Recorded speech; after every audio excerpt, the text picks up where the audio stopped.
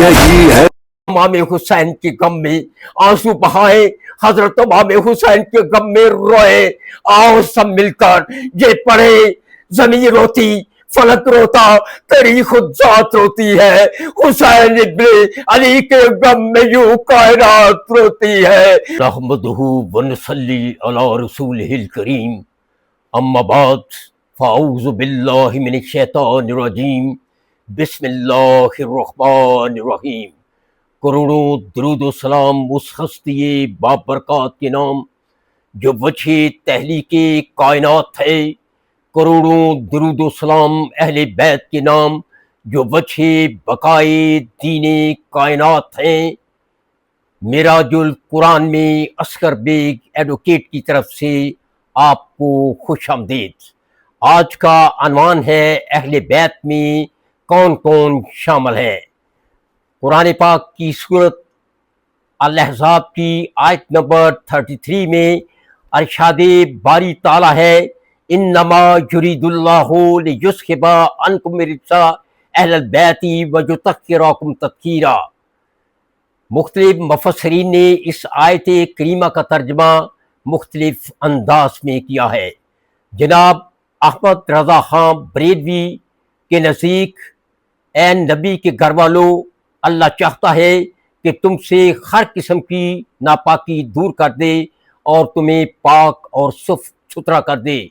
جناب فتح محمد جلندری کے نزدیک، اے پیغمبر کی اہل بیت، اللہ چاہتا ہے کہ تم سے ہر قسم کی ناپاکی دور کر دے اور تمہیں پاک اور شفاف کر دے۔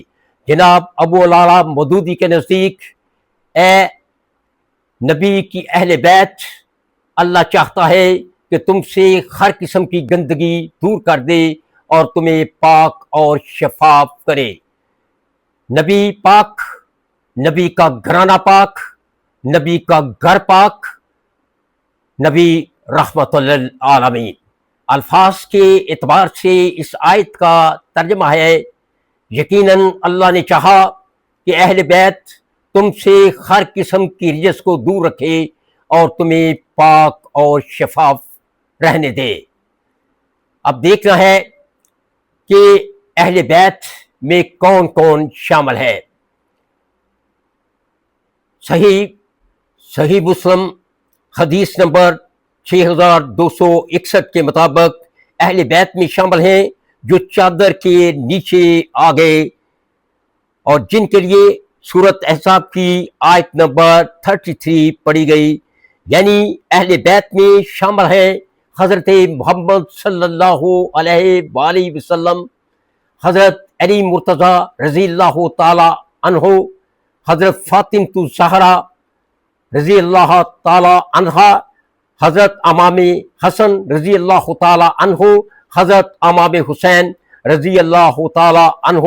اس کی تائید سورہ آل عمران کی آیت نمبر 61 سے ہوتی ہے، فَقُلْ تَعَالَوْا نَدْعُو أَبْنَانَا وَأَبْنَاءَكُمْ وَنِسَاءَنَا وَنِسَاءَكُمْ وَأَنفُسَنَا وَأَنفُسَكُمْ ثُمَّ نَبْتَهِلْ وَنَجْعَلْ لَعْنَةَ اللَّهِ عَلَى الْكَاذِبِينَ۔ ان سے کہہ دیجئے کہ میں بلاتا ہوں اپنے بیٹوں کو اور تمہارے بیٹوں کو، اپنی عورتوں کو اور تمہاری عورتوں کو، اپنی جانوں کو اور تمہاری جانوں کو، پھر جھوٹوں پر اللہ کی لعنت بیچتے ہیں۔ یہ آیت جو ہی رسول پاک صلی اللہ علیہ وآلہ وسلم نے پڑھی تو رسول پاک صلی اللہ علیہ وآلہ وسلم نے فرمایا کہ ہم اہل بیت ہیں۔ حضرت عائشہ رضی اللہ تعالی عنہا سے روایت ہے کہ ایک دن رسول پاک صلی اللہ علیہ وآلہ وسلم صبح کے وقت ایک چادر اوڑے ہوئے آئے، اس چادر پر اونٹوں کے کجاووں کے نقوش بنے ہوئے تھے۔ جو ہی وہ آئے ان کے پیچھے حضرت امام حسن آ گئے۔ رسول پاک نے امام حسن کو چادر میں لے لیا۔ ان کے بعد حضرت امام حسین آئے، رسول پاک نے امام حسین کو چادر میں لے لیا۔ اس کے بعد حضرت فاطمہ الزہرا آئیں، رسول پاک نے فاطمہ الزہرا کو چادر میں لے لیا۔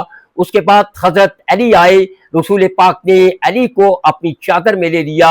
اور چادر میں لے کر کہا یا اللہ ہم سب اہل بیت ہیں، یا اللہ ہم سب اہل بیت ہیں۔